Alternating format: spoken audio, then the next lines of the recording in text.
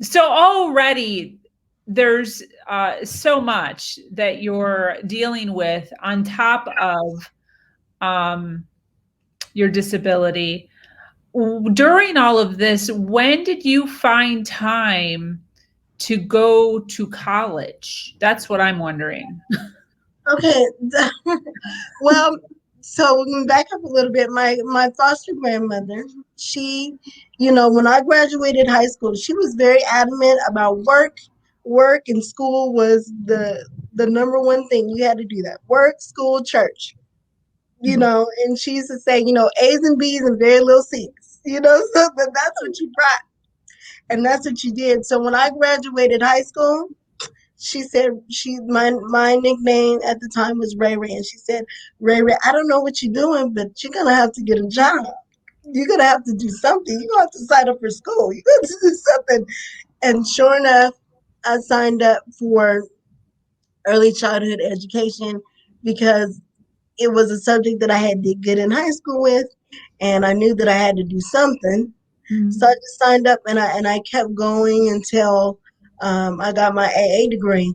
During that process, though, I went to school, I stopped, I went back to school, I stopped, meeting my mom, getting married, having kids. I mean, all of that, and just so I would go and stop and go. And then eventually, I got my AA, and my husband was nice enough, to watch my oldest daughter, while I went to classes and things like that. So he was very supportive in the beginning. He was there. He was very supportive That's in the awesome. beginning. That's awesome. So Um, what are the what would you say are the main struggles when dealing with your disability? one of the hardest things that I find now being a mom is being a mom with a disability, and sometimes feeling isolated, like I'm the only mom out there with able-bodied children but have a physical disability. Sometimes it can feel isolated. And I really didn't realize that until I had my second daughter, because I have no particular way to get her to school. And my school district where I live, they don't offer rides to children without disabilities to get to school. So pretty much, I have to figure out a way to get her to school every day. And I've been lucky enough to have a friend who has been volunteering her time and her energies to come and pick up my daughter every single day Wow. for school every single day without fail. And I'm just so blessed and thankful for that. And the way that story happened was I remember going up to the school. I took Lyft or Uber, and I remember going up there and I remember telling the teacher, hey, can you tell some of the parents that I'm going to need a ride for my daughter to get to school every day? I'm going to need help. And I remember she made an announcement, and I remember feeling so embarrassed because no parents raised their hand at all. Like nobody volunteered. And I said to myself, this is so embarrassing, but it's okay.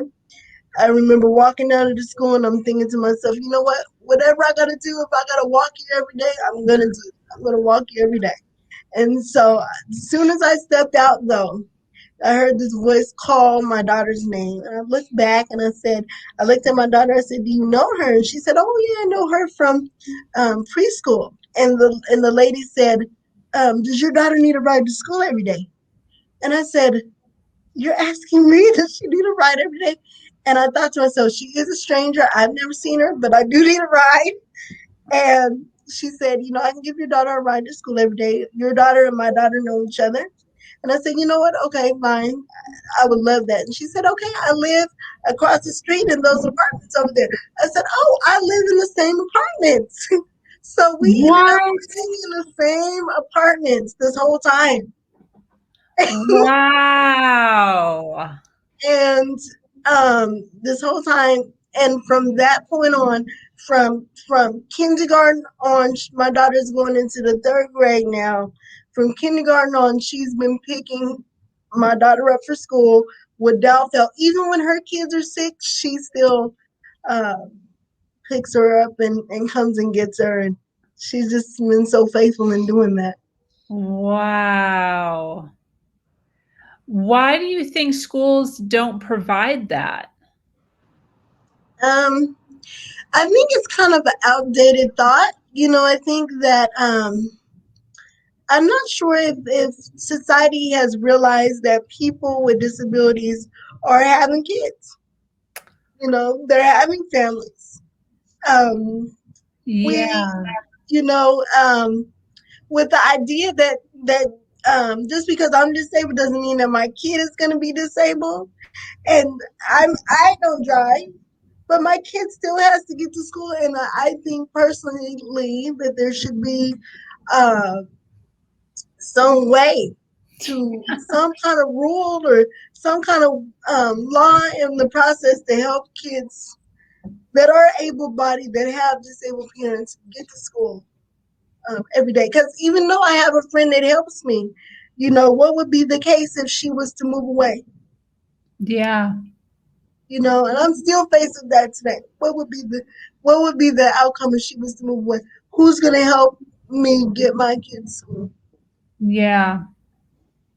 Is is it cerebral or cerebral palsy? Cerebral. Cerebral palsy. Mm. Cerebral palsy. Um, is that were you worried about your children getting it, or is it not genetic? It's not genetic. Okay, that's what you It's were saying. not genetic. Okay. Yeah. Um. So I wasn't worried about them getting it, which is a good thing because they don't have it. Yeah. So, um, you What do know, you wish more people knew about it? I wish that more people, just like I said, I wish that they would understand that people with disabilities are doing more. It's kind of like when they realized that they had to make sloped sidewalks or make handicap signs for parking. Mhm. Eventually you have to come to a place where you have to realize that there might be some disabled mothers out there or families out there that need to get their kids to school that don't necessarily drive. Yeah. Yeah, 100%. And in cases where there isn't a helper in the home, like a husband or a wife or Right. a maid of some sort, and you are on your own. And Mama. And I don't necessarily qualify for a lot of services. I know a lot of people be like, "Oh, there's services out there she can do." There's things, but the thing is they don't transport children. So if there's a transportation service, yes, maybe for me if I need to go somewhere, but doesn't necessarily mean that they're gonna extend that ride to my kids. Wow. You see what I'm saying? Yeah. So I would like, it would be nice if we had a situation where the whole family was included um, when it came to giving care Yeah. for a disabled person. Yeah. How do you go about doing your just normal shopping? Oh, I have. Sorry, my daughter is here. She's sorry Is for this that. is this a funny one? Yeah, she's here. Um, I have different ways. I use Lyft when I need to go places, and so I will have Lyft take me to the store to get groceries. And a lot of times, I usually just reach for what's on the lower shelves, and so if it's way up there, I don't go way up there to get it. Just try to get what's in my eye level reach. But when I don't go out to the store by myself, there is Instacart. And so I've learned about Instacart and I love it because they just deliver the groceries to my house. And um, it's like having a personal shopper, which is really Yeah. nice. Shout out to Instacart. Right? Yes. So Instacart and Lyft. They are They are helpers. Hey, Yes, that did not exist recently. So that's new. that is new, and it's helping. I think it's helping. Well, I know it's helping me be more independent. I don't have to call Yeah. anyone. Yeah. I'm right there. Yeah. So those of you out there Hmm. that are struggling with this, you got to open up the phone. You have to open up the phone and take advantage of the apps. That's right. Yeah. That's There's right. people I'm sure that aren't taking advantage of it yet. They're scared, they don't know, and Right. And there's they, you know what? They have right to be scared. Like I remember when I first started taking Lyft. I remember feeling scared, like I'm gonna get in a car with a complete stranger. Like this is gonna be scary. But I remember thinking, well, you can either stand here in the heat, or you can get in this car and have a little faith that you're gonna be okay. So exactly. Hey, it's all about stepping outside. It's all about stepping outside your comfort zone and getting uncomfortable. And that's when you can really start leading your life, right? It's when you right, start forcing yourself outside the box, forcing yourself to get uncomfortable. And before you know it, you're leading your best life. that's right. I've been forced into so many uncomfortable situations. Yeah. Um, but I think through those situations, they have shaped me to be the mom um, that sometimes I feel like I never had. You know, Yeah. I am happy to say this, though. I want to say this, that I do have a relationship with my mom today. I forgot to mention that she is a good grandmother. She calls her children when she can. She sends them boxes. She buys them lunch. She's doing the best she can as a grandma. I love that. And you know what? I don't even. A lot of people would ask me. They say, "Well, you know, uh, how is it that you're able to forgive your mom?" And I tell people, there's her story that she has, and back in the 80s, there weren't as many laws that protect against domestic violence and against, that protected women like there is today. So, part of that is that she had to do what she had to do to keep herself safe, to keep her children safe. So if that meant hiding her kids in society, that's what she had to do. And I remember always telling myself that if I ever found her, that I would love her no matter what. I didn't care what the circumstances, that I would love her no matter what. So, and then, a couple of years after I met her, she called me up one day and she apologized for sending me back to California. And she said, I want to tell you that when you came out to see me, you showed me agape love, which means true unconditional love. Yeah. Yeah. And she said, you wanted nothing more. She said, I might have thought you wanted something from me. She said, but I realized what you wanted was just your mother. Yeah. And that's Beautiful. still what I want today. I just love her for her. She's great, you That's know? beautiful.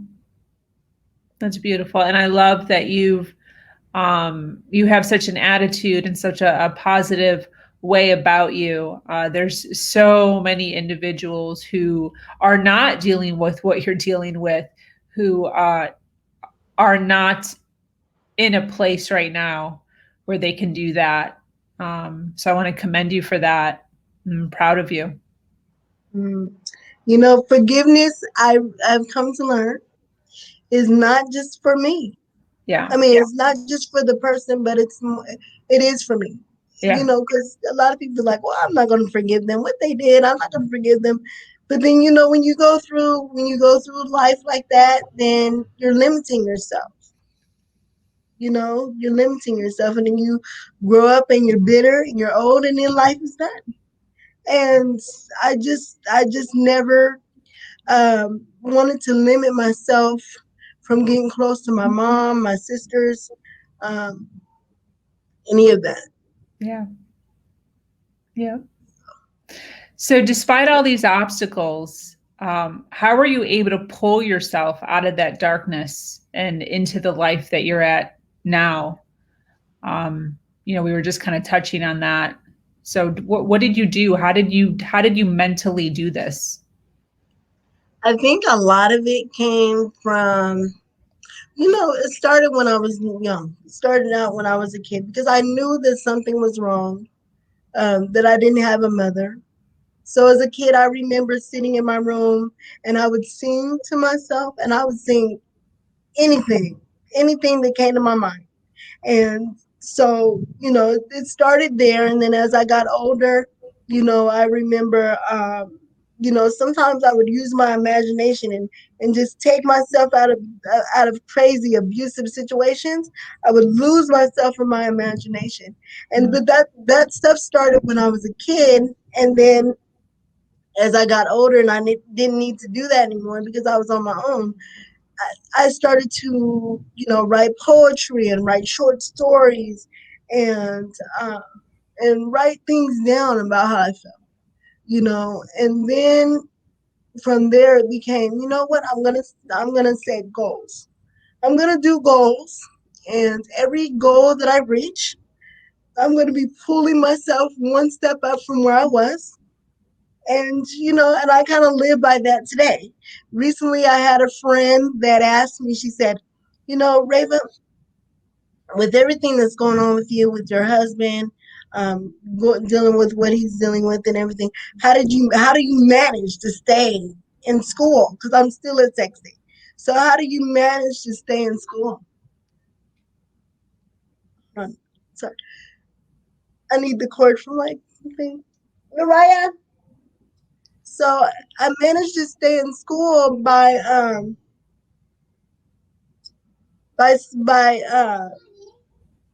yeah, bring me the cord to the computer, please. I'm sorry. It's fine. uh, I managed to stay in school by realizing that I have a goal set for myself, and that if I don't reach those goals, then the purpose of my life will feel not very meaningful. I've taken care of my kids, I've taken care of my husband. Now it's time to take care of me, and I stick to that. No matter what happens, I stick to those goals. That's awesome. Who taught you that? How did you find out about setting goals? Did you read that somewhere or hear that somewhere? No, like I said, I think that most of it came from my grandmother. She was so strong. She was so strong. I tell people I rarely seen her cry. I Wow. rarely seen her shed a tear. And I was just telling a friend not too long ago that a lot of times African American women were raised to be strong Mm. and and not to cry. And sometimes that's not always a healthy thing to be sorry.